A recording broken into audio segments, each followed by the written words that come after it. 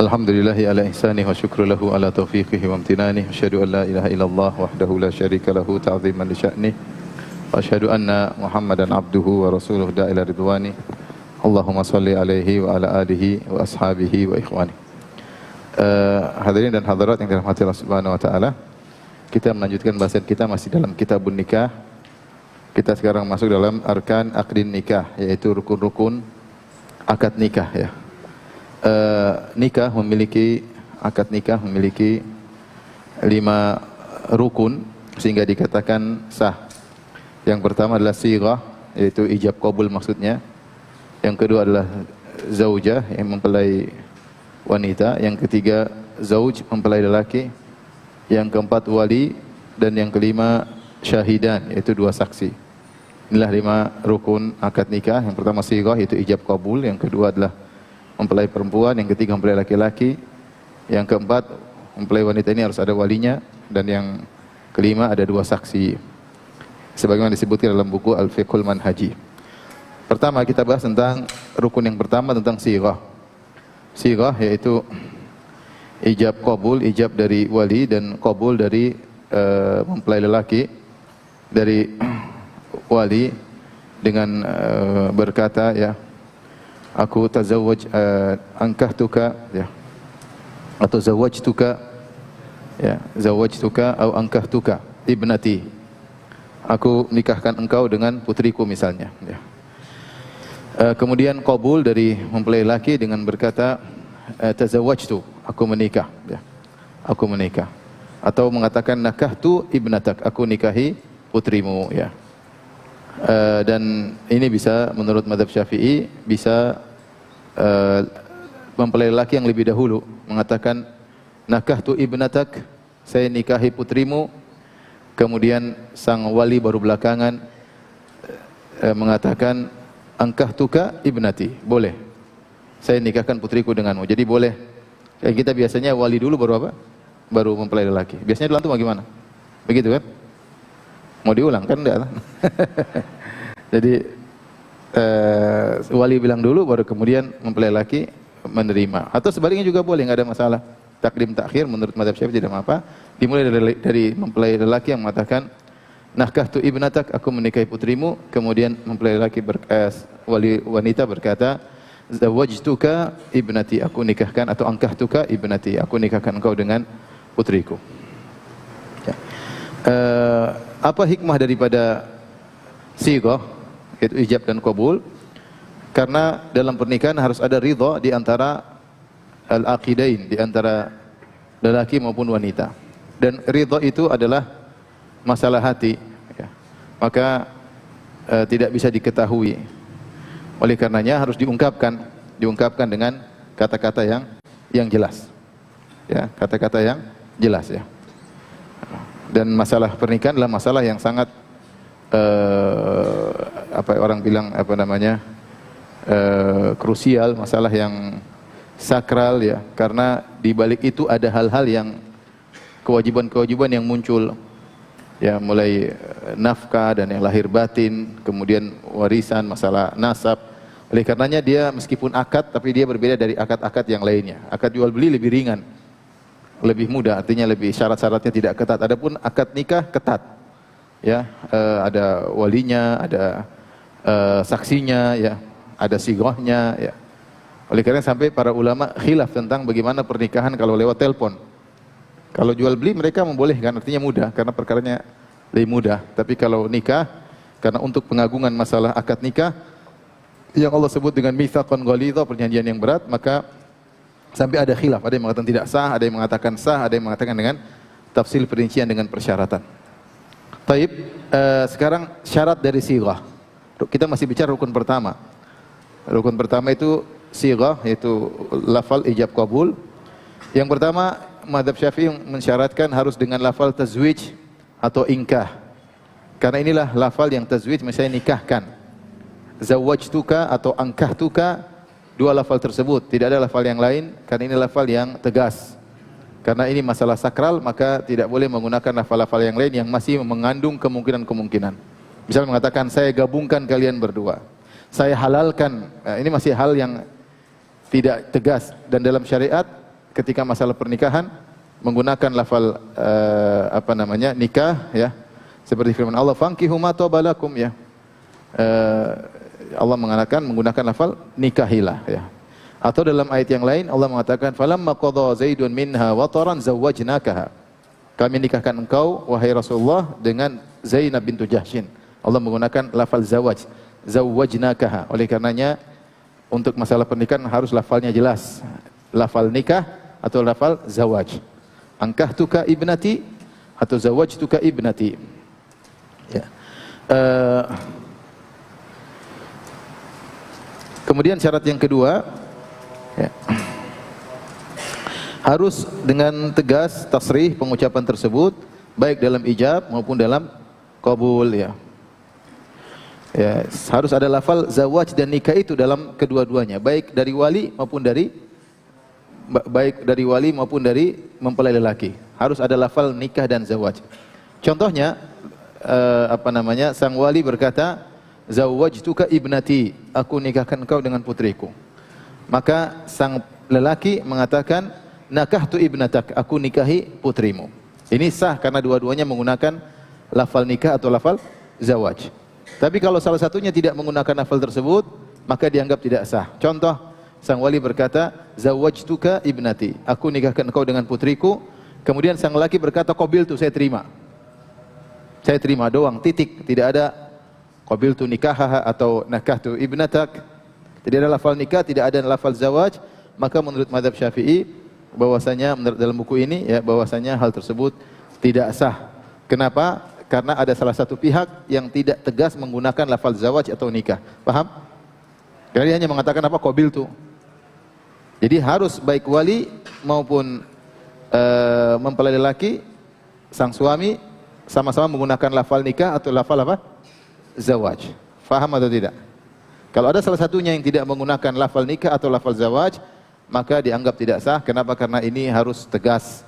Ada kata-kata zawaj atau kata-kata nikah. Tapi di sini ada pembahasan, bagaimana kalau akad nikah dengan selain bahasa Arab? Maka kalau menggunakan selain bahasa Arab tidak mengapa menurut penulis Al-Fiqhul Manhaji, dengan syarat bahwasanya mereka menggunakan kata-kata yang dipahami ya secara makna bahwasanya itu adalah pernikahan ya. Pernikahan. Ya, misalnya kita bahasa Indonesia, "Saya nikahkan kamu dengan putriku."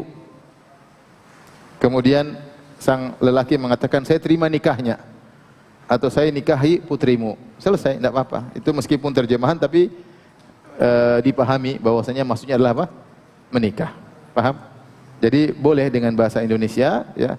Kadang mempelai lelaki disuruh hafal bahasa Arab tidak hafal-hafal ya. Walinya juga suruh hafal bahasa Arab tidak hafal-hafal ya. Lebih baik pakai bahasa Indonesia kalau tidak hafal tapi sama-sama dimengerti. Taib, adapun lafal nikah dengan lafal kinayah maka baik dengan bahasa Arab atau dengan bahasa Indonesia maka atau bahasa selain Arab maka tidak diterima. Karena masih mengandung kemungkinan nikah atau kemungkinan yang lain. Contohnya, sang wali berkata, "Ahlaltuka ibnati," saya halalkan putriku untukmu. Halalkan ini apa maksudnya ya? Ya, halalkan untuk dilihat atau halalkan untuk apa? Oleh karenanya, menurut mazhab Syafi'i tidak sah. Kenapa? Lafalnya tidak tegas. Lafalnya tidak tegas. Atau wahabtuha laka, saya hadiahkan putriku untukmu. Nah, ini maksudnya apa ini? Ya, karena lafalnya seperti tidak boleh semua lafal kinayah. Ya, dan lafal kinayah butuh dengan niat, sementara niat tidak diketahui, tidak nampak. Oleh karenanya dalam masalah pernikahan harus dengan lafal yang tegas. Nah, bagaimana akad nikah dengan tulisan? Ya, dengan tulisan maka menurut mazhab Syafi'i bahwasanya akad nikah dengan sekedar tulisan tanpa ada ucapan tidak sah. Karena tulisan ini mazhab Syafi'i, mazhab Hambali juga demikian. Karena tulisan itu dianggap sebagai kinayah, bukan lafal yang sharih. Kinayah tadi ya, atau suatu yang masih ada kemungkinan ya. Ya. Karena seperti disebutkan oleh Ibnu Qudam atau yang lainnya, kalau dia mengatakan saya nikahkan putriku dalam tulisan, saya nikahkan putriku denganmu. Ya. Ada kemungkinan apa? Kemungkinan pertama mungkin dia latihan tulisan. Atau dia latihan khat ya. Ya, atau kemudian dia sedang menukil perkataan orang lain ya. Sehingga dianggap semua tulisan sebagai apa? kinayah. Oleh karenanya pernikahan dengan tulisan tidak sah. Demikian nanti permasalahan masalah talak, masalah cerai dengan tulisan. Ini juga dibahas oleh para ulama. Jumhur ulama berpendapat bahwasanya talak dengan tulisan atau dengan SMS, dengan WA ya, maka ini masih lafal kinayah. Kalau kinayah itu apa? Kalau kinayah artinya hanya jatuh talak kalau dia niatkan. Kalau dia tidak niatkan, maka tidak jatuh. Karena seorang ketika menulis, saya ceraikan kamu saya talak 1, misalnya. Ini maksudnya apa? Dia lagi nukil perkataan orang, atau dia cuma nakut-nakutin istrinya, atau sehingga dianggap tulisan itu tidak soreh. Maka semua talak yang jatuh dengan tulisan, kalau suaminya tidak berniat, maka tidak jatuh talak. Tapi kalau dia tulis, saya ceraikan kamu dengan niat benar menceraikan, maka jatuh. Maka jatuh. Itu perbedaan antara talak dengan lafal yang soreh, yang tegas, dengan lafal kinayah. Ya. Ini pembahasannya insya Allah kita sampai. Tapi yang saya sampaikan bahwasanya tulisan tidak mewakili kalimat yang soreh, yang jelas. Oleh karenanya pernikahannya dengan tulisan tidak sah. Ya, misalnya sang wali bilang sama, saya nikahkan putriku. Kemudian kata sang lelaki, saya terima nikahnya. Sah atau tidak? Tidak. Tidak boleh. Ya. Kecuali kata para ulama, orang yang akhras, yang tidak bisa bicara, orang bisu, maka kalau dia menikah dengan isyarat itu dipahami dengan jelas bahwa maksudnya adalah nikah, ya. Ya misalnya dia bilang, saya nggak tahu bahasa isyarat, tapi orang saling mengerti bahasa isyarat tersebut, maksudnya adalah nikah, ada istilah di antara mereka, ini maknanya nikah, bukan sekedar berdekatan. Jadi ada isyarat tertentu yang artinya dalam bahasa itulah nikah, maka itu sah. Maka itu sah yang ngerti bahasa mereka. Adapun kalau bisa ngomong, tulis enggak boleh, atau isyarat enggak boleh, harus ngomong. Nah, dari sini khilaf para ulama tentang menikah dengan telepon. Menikah dengan telepon. Bagaimana hukumnya? Maka di sini ada secara umum ada 3 pendapat di kalangan para ulama al-mu'asirin, ulama zaman sekarang. Karena zaman dahulu tidak ada telepon sehingga tidak kita dapati dalam buku-buku fikih klasik. Sebenarnya mengatakan boleh, tidak ada masalah. Karena yang jelas ketika meskipun tempatnya berjauhan tetapi nyambung suara mereka, ya, kemudian saksi juga mendengar, maka dianggap satu majelis. Semua sepakat pernikahan harus satu majelis. Tetapi ketika berbeda tempat namun suara saling dengar di antara mereka, maka ini dianggap satu majelis, sehingga sebenarnya mengatakan sah. Sebenarnya mengatakan tidak sah. Tidak sah karena namanya nikah harus suatu yang jelas, ya. Harus jelas siapa yang dinikahi, siapa yang walinya harus jelas. Jangan sampai wali bohong-bohongan, dan itu terjadi. Ada orang bohong-bohongan, ya. Misalnya menikah misalnya di Arab Saudi ada yang menikah dengan pembantu, misalnya telepon, ini wali saya nikahkan kamu dengan putri saya, padahal itu temannya di sana, ya. Orang yang di sana mana tahu itu temannya, itu bukan, apalagi zaman belum secanggih sekarang, ya. Sehingga banyak ulama berfatwa seperti Lajnah Daimah bahwasanya nikah dengan telepon tidak sah, tidak lain karena untuk menjaga kehormatan akad nikah, sehingga orang tidak bermain-main dalam masalah akad nikah. Wallahu alam bisawab, pendapat yang lebih tepat, selama bisa dipastikan tidak ada penipuan, selama bisa dipastikan adanya kejelasan, maka harusnya sah. Karena syaratnya semua terpenuhi, ya. Syaratnya semua terpenuhi. Terlebih lagi sekarang bukan pakai telepon, sekarang bisa pakai video apa? Video call, jadi kelihatan. Kalau telepon mungkin pembicaraan masih khilafnya masih kuat, tapi kalau sudah pakai video call, sudah sama-sama saling melihat, saling mengetahui, walinya ada, saksinya hadir, ngomong seperti satu ruangan, saling melihat, satu grup, oke. Tidak jadi masalah. Tapi ini semua jangan dilakukan kecuali kalau ada uzur, artinya sulit untuk pertemuan. Seperti baru-baru beberapa tahun yang silam saya menghadiri pernikahan. Kebetulan ada seorang wanita di sini di Indonesia menikah dengan, dia orang Mesir. Dia menikah dengan seorang ikhwan dan walinya kakaknya di Mesir. Kakaknya di Mesir. Maka terjadi pernikahan pakai video call. Ya, karena nggak mungkin bilang kakaknya ke sini atau ini dibawa ke sana, susah. Ya, urusannya panjang, memperlambat, ya. Akhirnya terjadi pernikahan dengan apa? Video call. Jadi walinya hadir, saksi semua hadir, walinya telepon dari Mesir, ini benar kakaknya, sudah jelas, sudah terjadi pernikahan. Saya nikahkan kamu dengan adikku, selesai, ya. Ya, apalagi zaman sekarang, ya. Artinya selama tidak ada kekhawatiran penipuan dan semua sudah jelas, maka seharusnya akad nikah tersebut sah ya. Namun memang dalam sebagian mazhab agak ketat karena apalagi kalau pakai telepon saja, maka ini lebih kuat lagi khilafnya. Karena nanti akan dibahas bahwasanya saksi harus melihat. Kalau saksi hanya mendengar tidak dianggap ya. Tapi kalau sudah video call sudah aman insyaallah ya. Baik, kita lanjutkan. Ada pembahasan di mazhab Syafi'i tentang ittisalul ijab bil qabul, bahwasanya ijab qabul harus nyambung. Ini yang kadang-kadang tidak sah, ulang lagi. Saya nikahkan kamu dan tidak sah, ulang lagi, ulang sampai 3 kali. Saking capeknya itu calon lelaki, dia bilang sah. Bagaimana dalam mazhab Syafi'i? Memang dalam mazhab Syafi'i ada pembahasan masalah. Kalau mazhab yang lain, mazhab Maliki, mazhab Hambali, mazhab Hanafi, perkaranya ringan. Selama satu majelis tidak jadi masalah, bahkan ada yang mengatakan tidak harus fauri. Yang penting mereka dalam satu majelis dan tidak ada isyarat bahwa penolakan, tidak ada isyarat penolakan. Mungkin dia mikir-mikir dulu, oke lah saya terima. Intinya tidak ada, intinya tetap masih nyambung sebagai secara urf bahwa sini masih apa?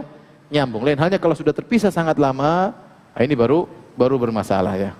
Tapi kalau cuma sebentar, cuma gimana? Saya nikahkan putriku dengan kamu, gimana ya? Bentar ya, mikirnya. Mungkin 5 menit, oke lah saya terima. Sebenarnya nggak ada masalah. Apalagi sebagian mazhab tidak mengatakan tidak harus fauri, tidak harus langsung. Tapi mazhab Syafi'i mereka mengatakan harus langsung. Harus langsung. Sehingga dibahas di antara mereka, misalnya ketika sang wali mengatakan zawwajtuka ibnati, saya nikahkan engkau dengan putriku. Kemudian sang lelaki berkata, alhamdulillah, assalatu wassalamu ala rasulillah, qabiltu nikahaha.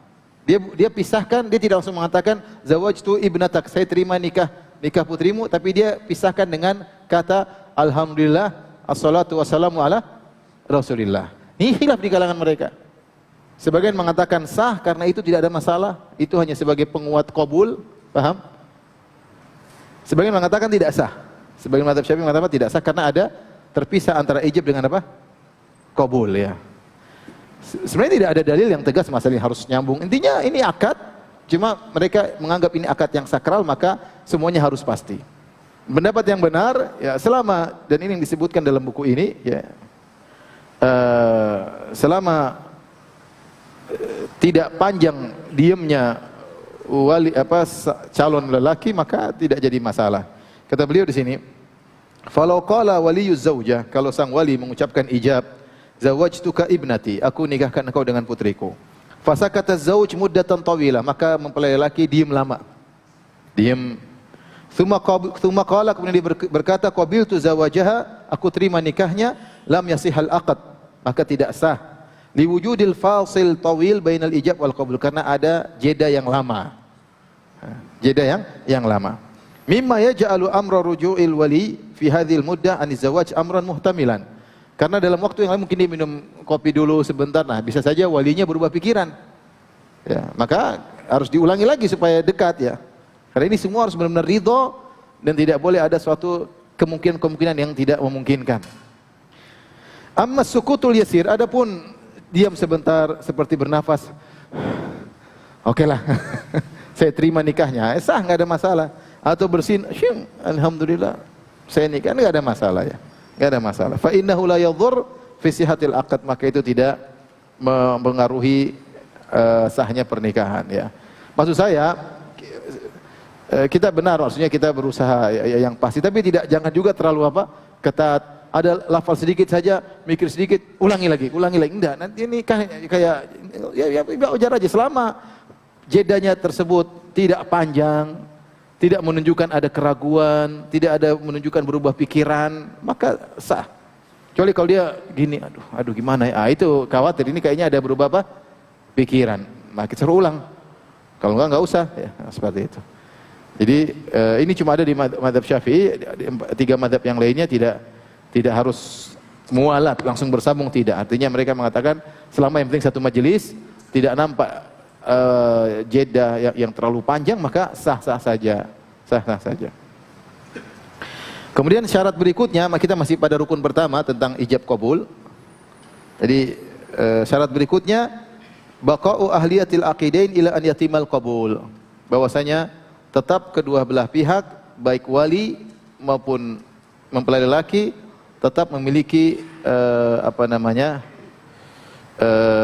ahli, apa sih bahasa Indonesianya apa itu? belum expire apa masih punya? Bukan keperjakaan, bukan. Dia punya keahlian untuk menikah ya, masih berhak untuk apa? Menikah atau menikahkan. Misalnya sang wali berkata, "Saya nikahkan kamu dengan putriku." Kemudian sebelum lelaki menjawab, sang wali pingsan. Kemudian dia jawab, "Saya terima," tidak sah. Karena ketika proses ijab kabul, salah satu sudah tidak bisa untuk menjalankan akad nikah karena dalam kondisi apa? Pingsan. Dua-duanya harus dalam kondisi apa? Sadar misalnya ya. Seperti itu. Ini perkara ringan insyaallah taala ya. Kemudian syarat yang kelima untuk rukun yang pertama bahwasanya akadnya harus munajjazah, yaitu atau munjazah, harus langsung nikahkan sekarang. Tidak boleh mengatakan begini, "Saya nikahkan putriku kepadamu nanti kalau putriku lulus." Setahun lagi dia lulus. Pokoknya begitu lulus berarti pernikahan kalian sudah sah. Ini enggak boleh. Ya kalau janji boleh, nanti setahun lagi baru akad lagi. Adapun sekarang belum dikatakan sah. Sekarang belum dikatakan sah, ini tentu tidak boleh. Semua syarat yang berkonsekuensi mengakhirkan hukum-hukum akad, maka ini tidak sah ya.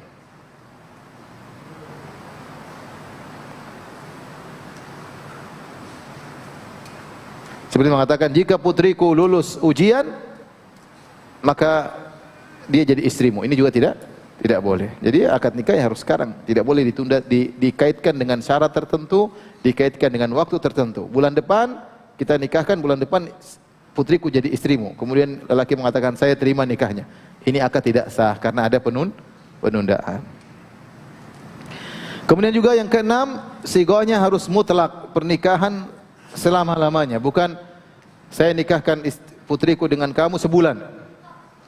Nah, kalau sebulan saja berarti nikah mut'ah. Ini tidak boleh, ini tidak sah.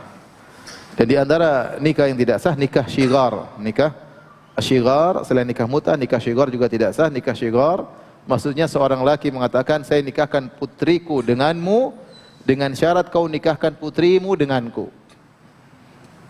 Ya. Saya nikahkan putriku denganmu dengan syarat kau nikahkan putriku denganku. Ya, ini namanya nikah syighar yang juga dilarang oleh Nabi sallallahu alaihi wasallam. Ini sama dengan nikah dengan syarat. Kita kan mengatakan tadi di antara syarat sighah tidak boleh ada pernikahan dengan apa? Syarat tertentu.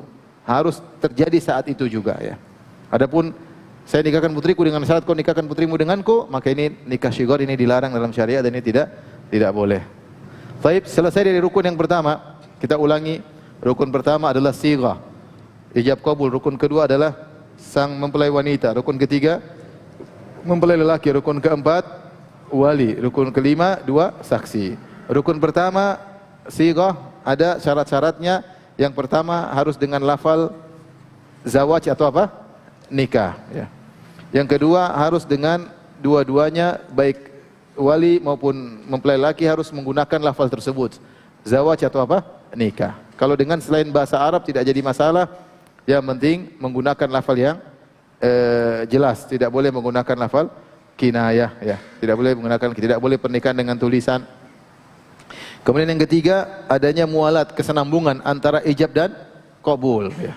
Harus bersambung, tidak boleh terpisah dengan jeda yang lama karena akan menimbulkan banyak kemungkinan. Tapi kalau jedanya sedikit, hanya sekedar bernapas atau bersin, ini yang ringan yang secara urf ini tidak merubah akad, maka tidak jadi masalah ya. Yang keempat, kedua-duanya masih berhak untuk bisa melakukan ijab dan qabul ya, tidak boleh salah satunya pingsan ketika di tengah-tengah ijab dan qabul. Yang kelima, bahwasanya harus menggunakan lafal yang langsung terlaksanakan pernikahannya, tidak boleh dikaitkan dengan syarat tertentu atau bulan depan, ini tidak boleh. Yang keenam, harus dengan pernikahan secara mutlak, bukan pernikahan sebulan atau pernikahan hanya setahun. Karena pernikahan yang dibatasi dengan waktu tertentu namanya nikah mut'ah. Taib, kita lanjutkan rukun yang kedua. Rukun yang kedua adalah mempelai apa? Wanita atau zaujah. Yang pertama tentunya dia harus kosong dari penghalang-penghalang pernikahan. Ya sudah kita sebutkan sebelumnya. Ya, dia harus bukan mahramnya misalnya, kemudian bukan saudara sepersusuan, ya sudah kita jelaskan. Di luar, bukan di masa iddah, ya ini sudah kita jelaskan pada pertemuan sebelumnya. Allah takuna zauj zauja muhrimatan bihajjin aw umrah. Tidak boleh sang wanita dalam kondisi ihram. Baik ihram untuk haji maupun ihram untuk umrah, tidak boleh. Rasulullah SAW mengatakan, la yankihul muhrim wala yunkah wala yakhtib. Ya. Orang yang sedang muhrim la yankih, tidak boleh dia menikah, wala yunkih, dan dia tidak boleh jadi wali, wala yakhtub, dan tidak boleh melamar karena dia dalam kondisi apa? Berihram. Kalau sudah bertahalul boleh. Jadi kalau tidak boleh kita biar berkah kita nikahkan ketika di Arafah, ini enggak boleh. Ya, karena lakinya dalam kondisi muhrim, wanita dalam kondisi apa? Muhrimah, tidak boleh. Rukun yang ketiga, az-zauj, suami. Tentunya syarat yang pertama terkait dengan suami yaitu halal bagi dia untuk menikahi sang wanita, ya. Kalau dia ternyata mahramnya, saudara susuannya, ya, atau dia sudah menikah 4, dia enggak boleh tambah lagi yang kelima, ya. Yang kedua, an yakuna zauj muayyanan, ya.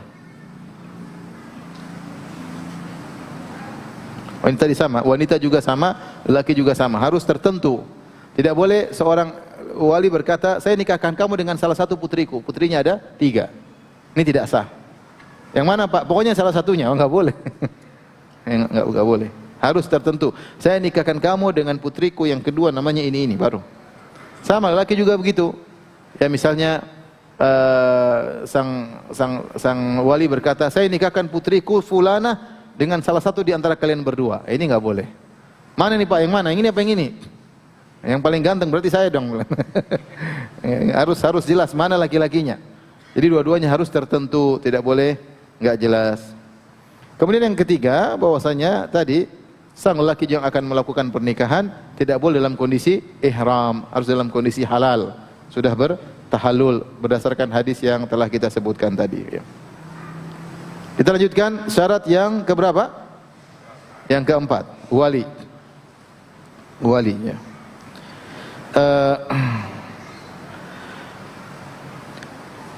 Menurut 3 madhab Syafi'i, Hambali dan Maliki, bahwasanya adanya wali, ya, adalah wajib dalam akad nikah, bahkan dia adalah rukun dalam akad nikah. Artinya kalau tidak ada wali, maka pernikahannya tidak sah, ya. Apakah wanita yang akan menikah dalam kondisi gadis ataupun dalam kondisi janda, sudah pernah nikah, maka tidak boleh menikah kecuali dengan wali, ya. Karena ini demi kemaslahatan sang wanita. Makanya wanita dalam Islam diperhatikan, ya. Safar hendaknya ditemani dengan mahramnya, ya. Kemudian diantaranya di rumah yang bekerja laki-laki, ya. Diantaranya kalau menikah harus ada apa? Walinya. Karena wanita bisa saja mudah tergoda dengan lelaki. Lagi banyak laki-laki hidung belang, laki-laki buaya darat, ya. Wanita cuma dikasih bunga-bunga sedikit, dia langsung merasa sudah lelaki tersebut akan menyayanginya, janji-janji palsu, kemudian nikah sebentar 1 bulan dicerai. Ya, sehingga bisa dipermainkan oleh lelaki. Lain halnya kalau lewat walinya, ada rasa tidak enak, ada keseriusan, ada lamaran, karena ini sakral, namanya pernikahan sakral. Maka 3 madhab mengatakan bahwasanya tidak boleh pernikahan kecuali dengan wali. Adapun dalil tentang bahwasanya wali adalah rukun nikah, di antaranya firman Allah Subhanahu wa taala, wa idza talaqtumun nisaa fabalagna ajalahunna fala ta'dhuluhunna ay yankihna azwajahunna idza taradaw bainahum bil ma'ruf. Jika wanita telah mencapai selesai masa iddahnya, ya, maka janganlah kalian, atau menjelang habis masa iddahnya, maka janganlah kalian melarang mereka untuk menikah dengan suami-suami mereka, ya. Di sini ada perintah Allah Subhanahu wa taala, janganlah kalian melarang para wanita untuk menikah. Ya. Kalau wanita ternyata bisa menikah sendiri, maka larangan ini tidak ada faedahnya. Ketika Allah mengatakan janganlah kalian melarang, berarti sang wali bisa melarang, paham tidak? Kalau ternyata wanita bisa menikah sendiri tanpa ada wali, maka apa faedahnya Allah mengatakan jangan kalian melarang? Ya, karena larangan tersebut tidak ada faedahnya, wanita bisa nikah sendiri. Tapi ketika larangan tersebut bisa menghalangi pernikahan, kalau sang wali melarang, berarti memang wali punya kekuasaan untuk menikahkan atau tidak, ya. Ini dalam Al-Quran, ini pendapat pendalilan Al-Imam Syafi'i rahimahullahu taala. Kemudian dalam hadis ya, Rasulullah sallallahu alaihi wasallam bersabda dalam banyak hadis di antaranya la tuzawwijul mar'atul mar'ah, wanita tidak boleh menikahkan wanita yang lain, tidak boleh jadi wali. Wala tuzawwij nafsaha, dan tidak boleh menikahkan dirinya sendiri. Kemudian juga dalam hadis yang lain ya,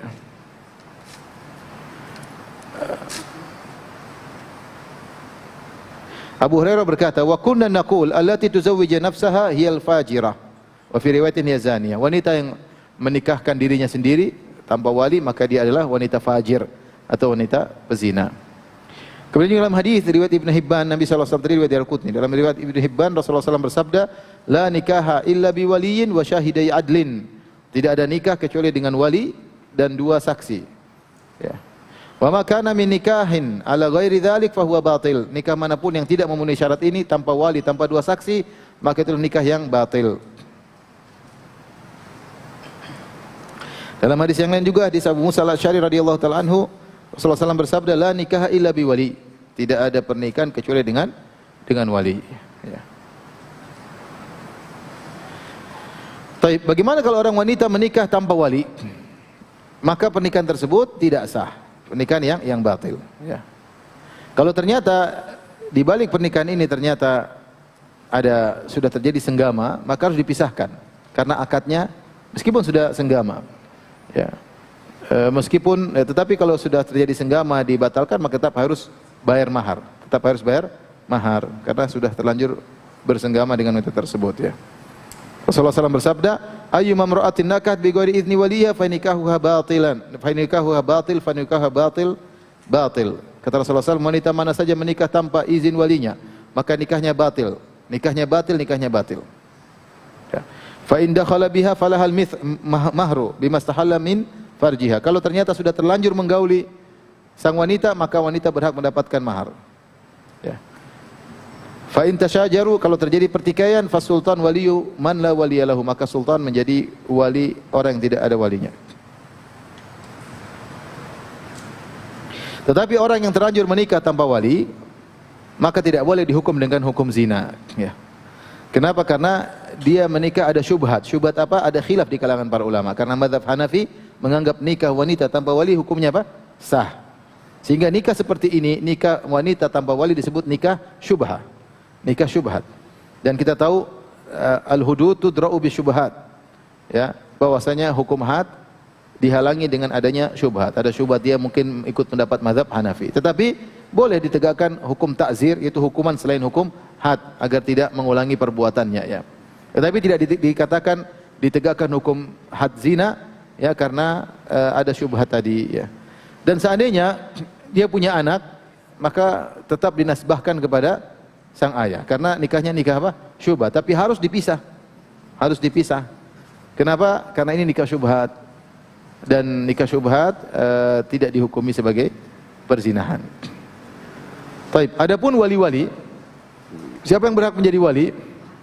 Maka rata-rata para ulama berpendapat bahwasanya wali harus dari sisi laki-laki ya. Dari sisi ayah. Ya, karena semua kembali nasabnya kepada ayah ya. Kepada ayah ya. Urutannya mereka mengatakan yang berhak menjadi wali yang pertama kali dalam mazhab Syafi'i al-ab, bapak dulu. Bapak yang paling utama jadi wali, bapak kandung ya.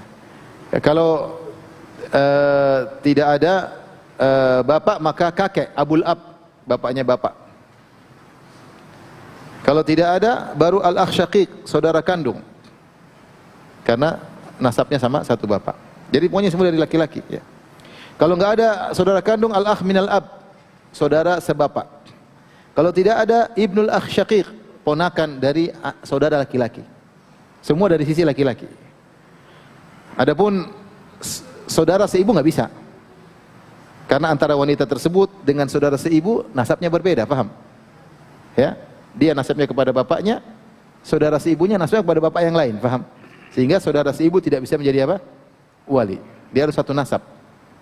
Beda dengan ponakan dari adik laki-laki misalnya. Ponakan ini nasabnya kemana? Ke bapaknya, kepada kakeknya, dan kakeknya ini bapaknya dia, paham? Jadi selama masa satu nasab masih bisa. Jadi saya ulangi, bapak kalau enggak bapaknya bapak, enggak boleh bapaknya ibu, enggak boleh. Bapaknya bapak. Kemudian al-akh syaqiq, saudara kandung, kalau enggak ada saudara sebapak, saudara laki-laki sebapak. Kalau enggak ada ponakan dari saudara laki-laki sekandung. Kalau enggak ada lagi ibnul akh minal ab, saudara sebapak punya anak, boleh jadi walinya. Kalau enggak ada lagi al-amus syaqiq, saudara kandung bapak laki-laki, om, saudara kandung bapak, atau al-ab, al-am minal ab, atau apa namanya, bapak punya saudara tapi sebapak beda ibu, enggak ada masalah karena semuanya kembali kepada satu nasab. Kemudian putranya paman sekandung dengan bapak, atau putranya kalau tidak lagi putra paman sebapak dengan bapak. Paham? Anggap aja paham. Ini semuanya kembali kepada laki-laki semua. Jadi tidak ada boleh dari jalur perempuan. Tidak boleh jadi wali saudara seibu, nggak boleh. Paham? Taib. Bolehkah putranya dia sendiri menikahkan dia kalau semuanya nggak ada? Jadi ini ibu janda, dia punya anak laki-laki. Wali-walinya semua sudah mati, misalnya. Kemudian ibunya ingin menikah, bolehkah dia menikahkan ibunya dengan laki lain? Dia jadi wali ibunya sendiri, boleh atau tidak?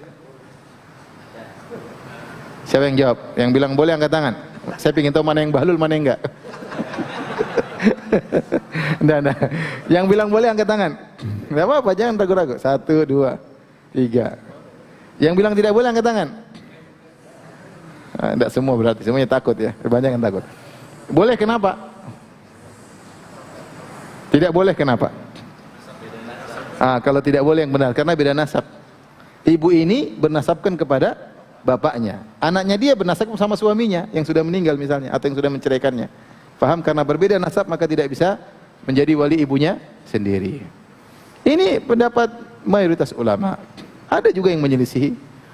Karena mereka, apalagi mereka kembalikan kepada asabah. Ini semua asabah dalam warisan. Mereka ini yang berhak untuk apa? Menikahkan menjadi wali. Kalau tidak ada di semua, ya sudah. Sultan, pemerintah yang menjadi apa? Wali. Sebagian ulama berpendapat seperti disebutkan dalam kitab Fiqhus Sunnah Said Sabiq ya, bahwasanya wali tidak ada kaitannya dengan warisan. Wali adalah menurut sebagian ulama wali yang penting yang bisa memperhatikan sang wanita, yang bisa orang malu sama dia, sehingga tidak disyaratkan harus dari asabah, dari laki-laki. Kalau memang tidak ada, tidak mengapa saudara seibunya. Ini pendapat cukup kuat ya. Karena kata dia tidak ada dalilnya. Mana yang bilang dalil bahwa wali harus dari asabah? Enggak ada dalilnya. Harus dari laki-laki semua, tidak ada. Tapi kita katakan ini jumhur. Ya. Lebih hati-hati kita mengikuti jumhur ulama. Ya. Ya. Kemudian kalau tidak ada ini semua, bapak tidak ada, bapaknya bapak tidak ada, saudara kandung tidak ada, saudara sebapak laki-laki, saudara sebapak laki-laki tidak ada, semuanya tidak ada semua, maka sultan yang menjadi apa? Walinya. Paham? Baik. Kalau tidak ada semuanya, fasultan waliyu man la waliyalahu, maka sultan adalah wali bagi orang yang tidak punya wali.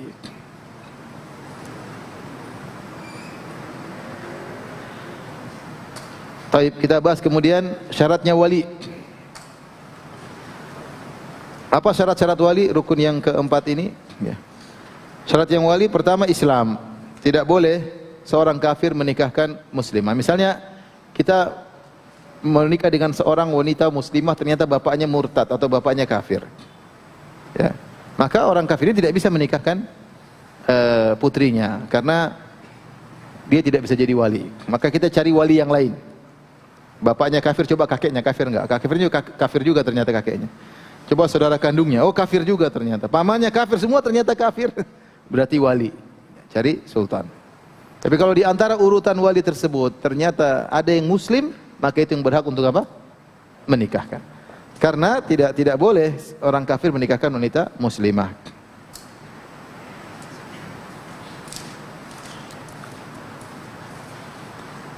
Demikian juga menurut mazhab Syafi'i bahwasanya perwalian dibangun di atas ta'sib dalam masalah waris. Dan kita tahu la yarithul kafir musliman walal muslim kafiran. Bahwasanya orang kafir tidak mendapat warisan dari orang muslim dan seorang muslim tidak mendapat warisan dari orang kafir. Kalau seorang laki-laki seorang bapak kafir, anaknya muslim atau muslimah, kalau dia meninggal anaknya tidak dapat apa? Warisan. Tapi kalau bapaknya kafir ini beri hadiah nggak ada masalah. Kita boleh kasih dia sama beda agama nggak ada masalah. Tapi kalau meninggal maka tidak bisa dapat apa? Warisan. Demikian juga kalau anaknya meninggal bapaknya nggak bisa dapat karena perbedaan agama. Oleh karenanya kalau warisan tidak dapat maka orang kafir pun tidak bisa menjadi wali bagi wanita muslimah. Adapun kafir menjadi wali kafir boleh. Misalnya antum naksir sama seorang akhwat ya. Ada seorang wanita Nasraniyah. Antum kan boleh kan lelaki muslim menikah sama wanita Nasraniyah atau wanita Yahudiyah. Antum misalnya pergi ke Palestina mau ke Masjid Aqsa, tahu-tahu ada wanita Yahudi, antum naksir dan dia ternyata suka juga sama antum. Antum mau nikah. Maka boleh orang kafir jadi wali, bapaknya kafir boleh jadi wali wanita ini karena kita lelaki muslim dibolehkan untuk menikahi wanita kitabiyah, ahlul kitab, maksudnya Yahudiyah atau Nasraniyah, dan walinya kafir tidak jadi masalah. Bahkan meskipun bapaknya Nasrani, putrinya Yahudi, karena al-kufru millatun wahidah, karena kekufuran adalah satu agama. Putrinya Yahudi, bapaknya Nasrani. Boleh enggak bapaknya nikahkan putrinya dengan seorang laki muslim? Jawabannya boleh. Karena sama-sama kafir. Jadi kafir boleh menjadi wali bagi putrinya yang kafir juga. Ini syarat pertama, wali tersebut harus muslim. Syarat yang kedua, wali tersebut harus adil. Adil itu maksudnya tidak melakukan dosa besar, tidak melakukan dosa besar, bukan pezina, bukan peminum khamar, ya. Bahkan disebutkan tidak boleh juga melakukan perbuatan yang menghilangkan muru'ah, rasa kehormatan, apa marwah kalau bahasa Indonesia ya. Marwahnya tidak boleh dia rusak, seperti dia kencing di jalan misalnya dan seterusnya. Ini wali seperti tidak pantas menjadi wali. Maka tidak boleh lelaki bapak yang fasik menikahkan putrinya yang mukminah, enggak boleh. Ini pendapat. Kemudian juga kalau dia fasik maka perwaliannya gugur dan berpindah kepada yang berikutnya sesuai dengan tertib tadi, tertib para wali. Ini salah satu pendapat dalam mazhab Syafi'i dan juga salah satu pendapat dalam mazhab Hambali, dan ada pendapat kedua dari mereka bahwasanya adalah tidak disyaratkan, tidak disyaratkan. Kenapa tidak disyaratkan? Mereka menjelaskan bahwasanya kalau disyaratkan wali, apalagi zaman sekarang harus orang yang saleh, maka sulit mendapatkan wali-wali yang saleh. Ya. Yang kedua, meskipun bapak tidak saleh, biasanya tetap dia memperhatikan kehormatan putrinya. Dia tetap ingin mencarikan yang terbaik bagi apa? Putrinya, meskipun bapaknya tidak saleh. Bahkan meskipun bapaknya laku maksiat, ketika ada yang melamar putrinya, tetap dia pilih yang baik bagi apa? Putrinya. Maka dia boleh menikahkan. Ini demi kemaslahatan putrinya. Wallahu a'lam bishawab. Terlebih lagi, ya, tidak diketahui dalam sejarah bahwasanya orang-orang fasik dilarang untuk menikahkan putri-putri mereka. Tidak diketahui dalam sejarah, ini disebutkan sini, walam yu'raf annal fasaqah kanu yumna'una min tazwiji banatihim fi ayyi asrin minal usur. Kata penulis Fiqhul Manhaji, tidak diketahui dalam sejarah ada orang-orang fasik, wali-wali fasik dilarang untuk menikahkan putri-putri mereka. Ini menunjukkan bahwasanya prakteknya syarat kedua ini harus soleh, tidak ada, tidak perlu, tidak harus. Jadi wali tidak harus apa? Soleh. Jadi bapaknya tidak sholat. Bagi pendapat meninggalkan sholat tidak kafir, boleh menjadi wali.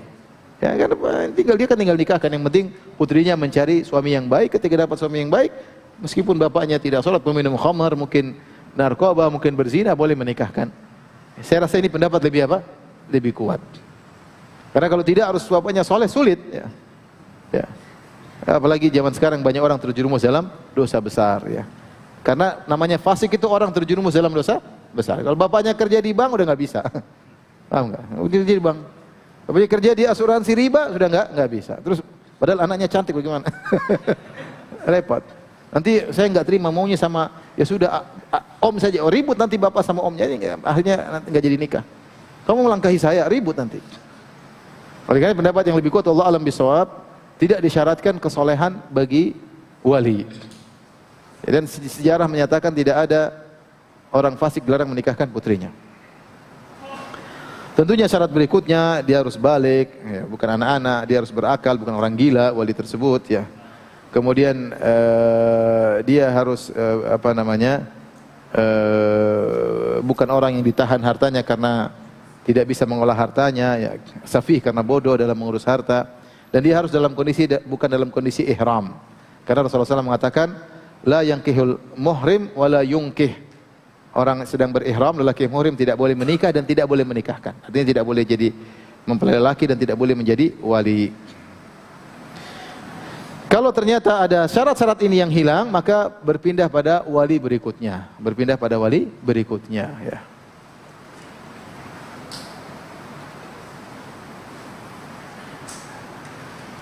Kecuali kata mereka para ulama, ya, kecuali wali yang pertama dalam kondisi ihram, maka tidak boleh berpindah kepada wali berikutnya. Kita bilang wali pertama siapa? Bapak. Kalau bapak nggak ada, baru wali kedua apa? Kakek. Ya. Kalau nggak ada, baru saudara kandung. Ya, ini urutannya di antaranya. Bapak, kakek, bapaknya bapak, saudara kandung. Ternyata bapaknya lagi ihram, haji lama, kemudian anaknya mau segera menikah. Ya. Ketika itu bapaknya tidak boleh menikahkan, tapi tidak berpindah kepada kakek. Karena dia tidak bisa menikahkan bukan karena kefasikan, tapi ada halangan syar'i, dia sedang apa? Berihram. Terus bagaimana kalau menikah? Kata mazhab Syafi'i langsung pindah ke sultan. Langsung ke waliul amr yang menikahkan. Langsung meloncati semuanya karena tidak boleh dipindahkan ke bapak, karena kecuali dia fasik. Kalau dia fasik baru pindah ke kakek. Kalau kakeknya fasik lagi baru ke saudara kandung dan seterusnya sesuai dengan urutan.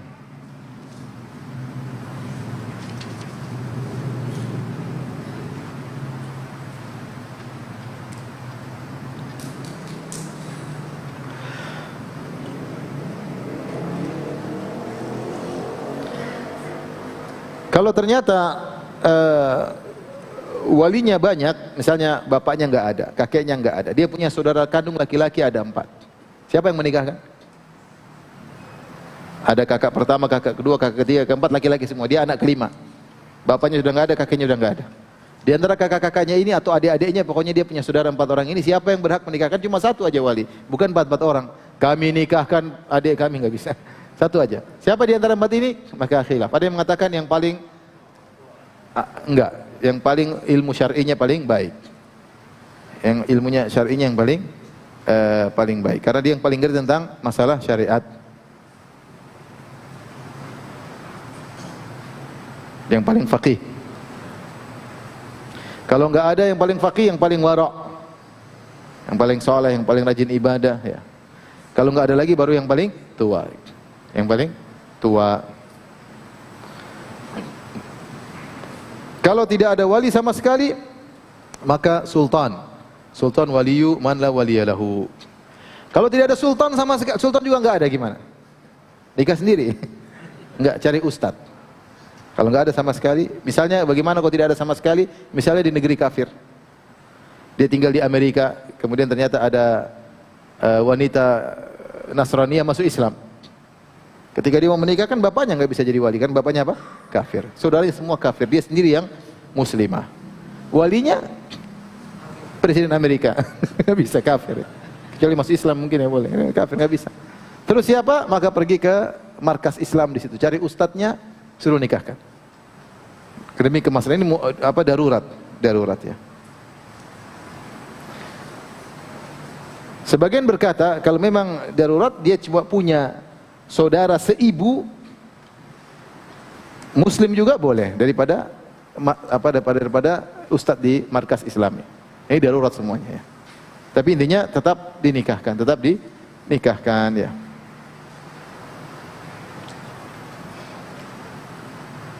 Tapi rukun yang kelima, dua saksi. Ini tadi disebut dalam hadis, la nikah illa bi waliyin wa syahidai adlin. Tidak ada nikah kecuali dengan wali dan 2 saksi yang adil. Ini menunjukkan kepada kita bahwasanya akad nikah tidak sama dengan akad-akad yang lainnya, tidak sama dengan akad jual beli. Ya, karena Allah menamakan mitsaqan ghalidha, wa qad akhadna minkum mitsaqan ghalidha. Dan para wanita telah mengambil dari kalian perjanjian yang berat, akad yang berat. Oleh karenanya di antara syarat-syarat yang ditetapkan berat dalam pernikahan. Tadi kita sebut sighahnya harus jelas. Di antaranya ada dua saksi yang adil ya. Karena di balik pernikahan ini timbul hukum-hukum yang banyak seperti wajib bayar mahar, kemudian nafkah, kemudian adanya nasab, ya. Ada warisan, ya. Kemudian harus memperhatikan anak-anak, istri disuruh untuk banyak hal-hal yang timbul di balik akad nikah tersebut. Oleh karenanya harus ada dua saksi yang adil. Adapun syarat-syarat dua saksi tersebut, yang pertama Islam, yang kedua adalah lelaki, yang ketiga akil balik, yang keempat tadi soleh meskipun secara zahir. Ya, kita nggak tahu dia di rumah nonton apa, nggak tahu kalau sendiri lagi pegang HP ngelihat apa, tapi zahirnya dia ke masjid, zahirnya dia soleh, maka itu boleh jadi saksi. Adapun pemabuk tidak boleh jadi saksi, koruptor tidak boleh jadi saksi, pencuri tidak boleh jadi, karena mereka fasik. Mereka fasik ya, tidak boleh. Kemudian disebutkan juga di sini harus mendengar dan harus bisa melihat. Karena apa fungsinya jadi saksi? Itu memastikan berjalannya akad tersebut. Kalau dia nggak ngelihat, dia bisa dibohongi. Kalau dia melihat tapi tidak bisa mendengar, dia nggak tahu apa yang diucapkan. Maka harus melihat dan mendengar. Ya.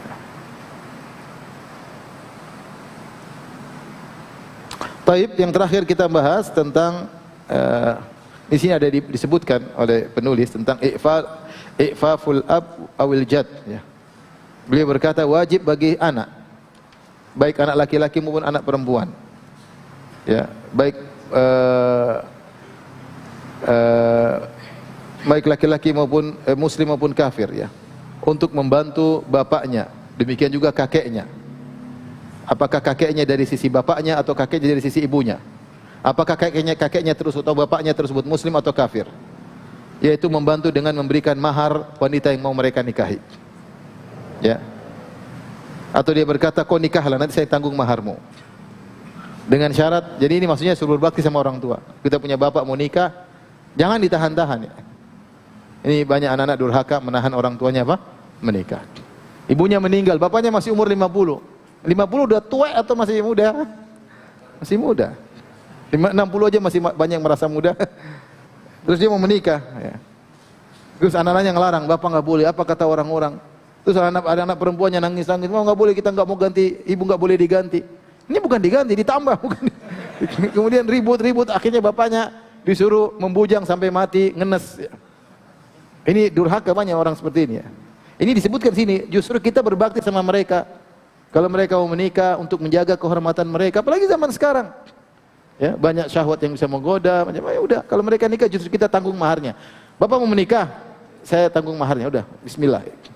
Kakek masih mau menikah, bismillah. Kakek umur berapa? 87. Mau nikah sama siapa? Oh, masih anak muda.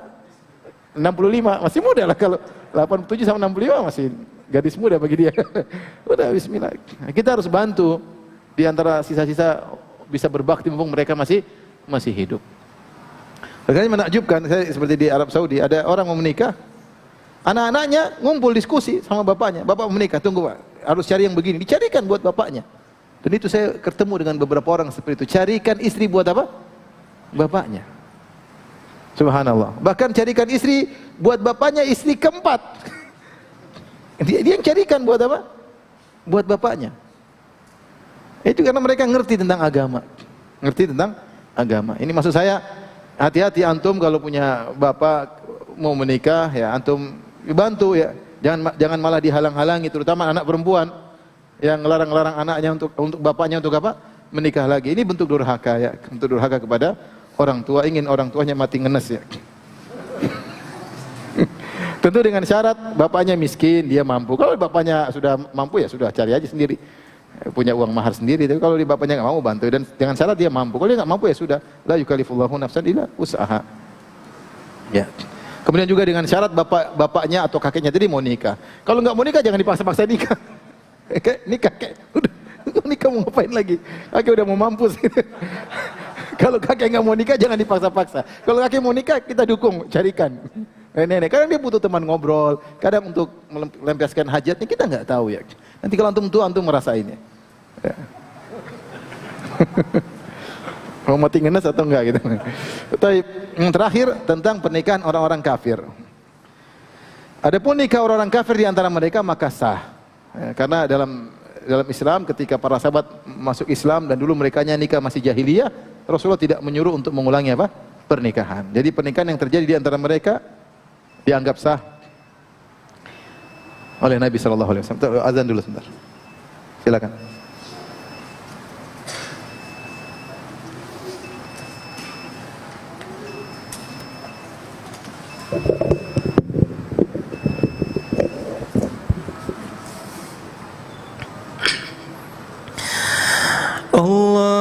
Allahu Akbar, Allahu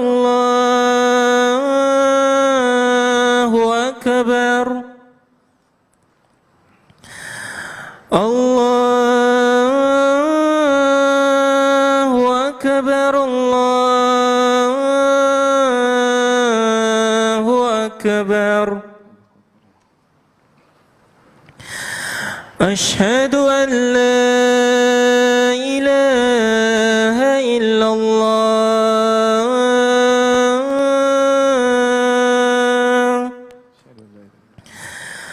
Asyhadu an la ilaha illallah.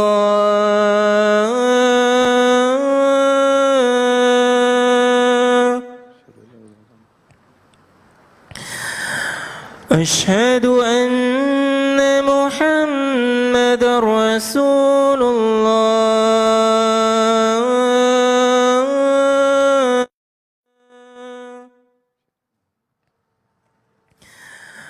Asyhadu anna Muhammadar Rasulullah.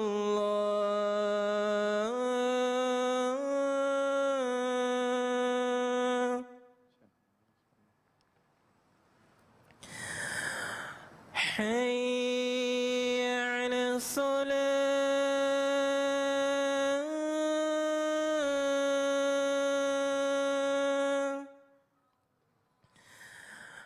حي على الصلاة.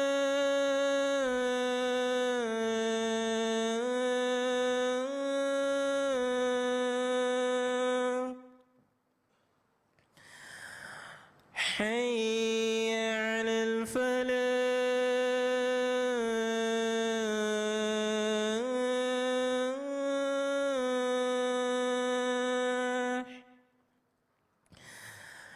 حي على الفلاح.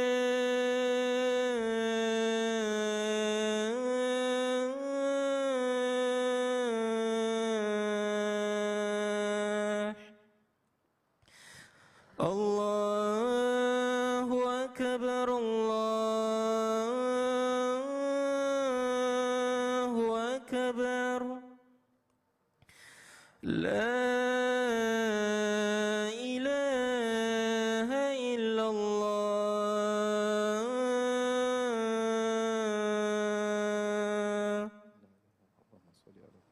Allahumma barik ala.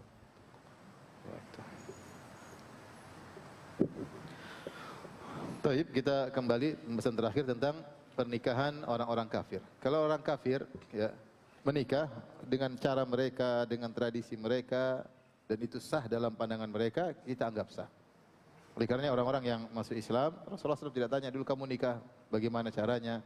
Seperti Ghailan, yaitu seorang yang menikah lebih dari 4 wanita, istrinya banyak. Ketika dia masuk Islam, Rasulullah SAW suruh tahan 4, 6-nya atau sisanya diceraikan. Rasulullah SAW tidak tanya dulu kamu nikah bagaimana, ini bagaimana ya. Sehingga maksud saya pernikahan mereka dianggap sah dalam syariat Islam. Kemudian kalau salah satunya masuk Islam yang satunya tidak, maka ini permasalahan. Misalnya sang lelaki masuk Islam sementara istrinya tetap kafir. Istrinya tetap kafir, maka dilihat istrinya tetap kafir ini kitabiah atau bukan, ahlul kitab atau bukan. Kalau istrinya ternyata Nasrani atau Yahudiyah, maka tidak jadi masalah, nikah berlanjut karena seorang lelaki muslim boleh menikah dengan wanita yang non muslim tetapi ahlul kitab. Tapi kalau istrinya ternyata wasaniyah, misalnya Buddha atau Hindu atau yang lainnya, Konghucu dan yang lainnya, kemudian dia tidak mau masuk Islam, ya, maka harus pisah. Harus pisah. Ketika dicerai harus pisah, maka dia masuk masa iddah. Kalau di masa iddah tersebut, ya, ternyata 3 bulan atau sesuai dengan iddahnya, atau 3 bulan atau 3 kali haid. Kalau ternyata dia masuk Islam di tengah-tengah masa iddah tersebut, maka nggak ada masalah. Nggak ada masalah. Saya ulangi, kalau suami istri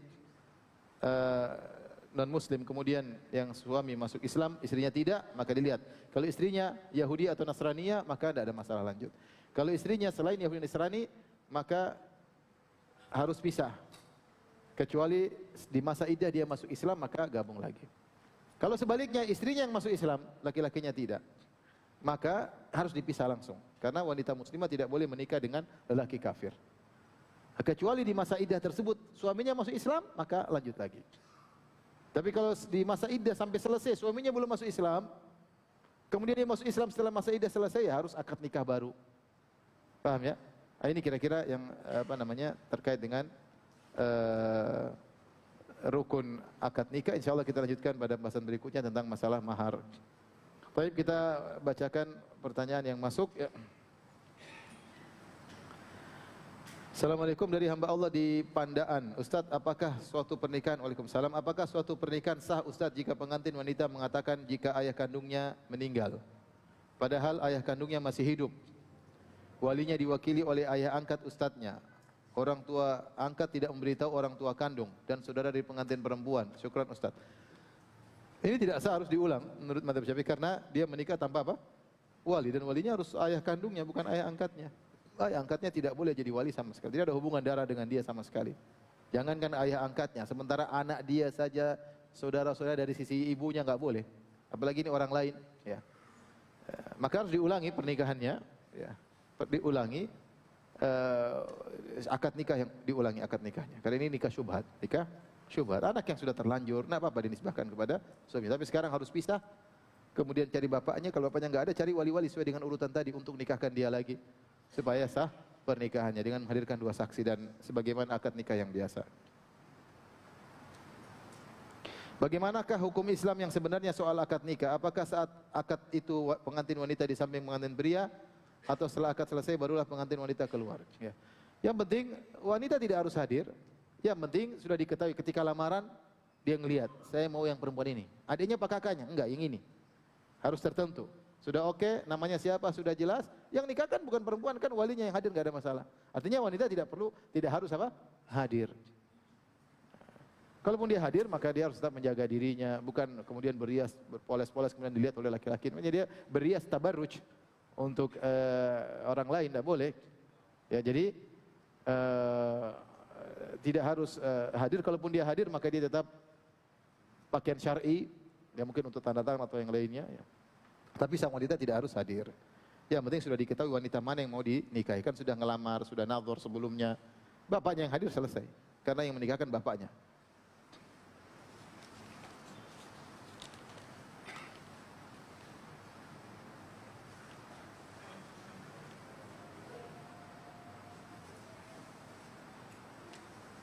Saya janda, ayah saya Hindu dan saat ini sudah meninggal. Saat pertama menikah wali saya pun bukan ayah saya, itu wali hakim dari KUA. Jika saya akan menikah lagi, siapakah wali saya? Keluarga pihak ayah semua Hindu, adik saya laki-laki pun Hindu. Ya, kembali wali hakim lagi. Wali hakim lagi. Wali hakim kembali, ya.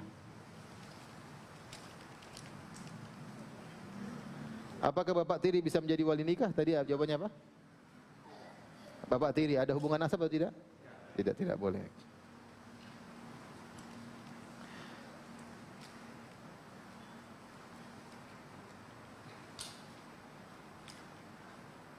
Keislaman seorang yang sering meninggalkan salat wajib, apakah masih bisa jadi wali? Jawabannya boleh menurut pendapat yang lebih kuat. Karena kita berpendapat yang meninggalkan salat tidak langsung menjadi apa? Kafir. Ya, tadi sudah sebutkan ada khilaf, namun pendapat yang lebih kuat tidak disyaratkan wali harus orang soleh. Selama dia muslim maka tidak jadi masalah. Saksi nggak boleh. Saksi harus yang beda dengan wali yang sah. Kalau saksi harus yang soleh. Jadi yang soleh. Orang fasik tidak boleh. Saya akhwat umur 32 tahun. Saya cuma minta didoakan agar Allah segera untuk menikahkan dengan laki yang terbaik itu salah. Amin ya rabbal alamin. Semoga dimudahkan mendapatkan suami yang saleh, yang membahagiakan ukhti. Bagaimana hukumnya tidak menghadiri undangan walimah karena terlalu jauh dan tidak tahu lokasinya? Ya, jangan. Kalau tidak tahu lokasinya, jangan berangkat ya. Nanti malah ke kuburan ya, jangan. Kalau tahu lokasinya berangkat. Kalau lokasi pernikahan sampai jarak safar tidak wajib. Tidak wajib ya. Atau menimbulkan masyaqqah azimah, itu sesuatu yang sangat berat, maka tidak wajib ya. Tapi kita kalau hadir bagus. Tapi kalau berat ya, ternyata sangat jauh sampai jarak safar, tidak wajib ya. Ada kawan dulu, Ustaz, hadir mengaji, saya menikah Ustaz. Di mana? Jauh di sana ya. Jauh banget ya. Terus tiket pesawat bayar sendiri ya, tidak harus ya. Mau pergi alhamdulillah, enggak juga enggak apa-apa ya. Ingin menyenangkan teman berangkat, kalau tidak wajib. Jika anak laki kedua orang tuanya meninggal, bolehkah paman dan bibinya mendampinginya mulai dari akad sampai di pelaminan? Boleh saja kan, ini tidak ada masalah. Ditemani, tapi jangan bilang ini bapak saya. Apalagi laki-laki kan, laki-laki enggak perlu wali. Laki-laki enggak perlu apa? Wali, jadi ditemani agar diarahkan, bagus.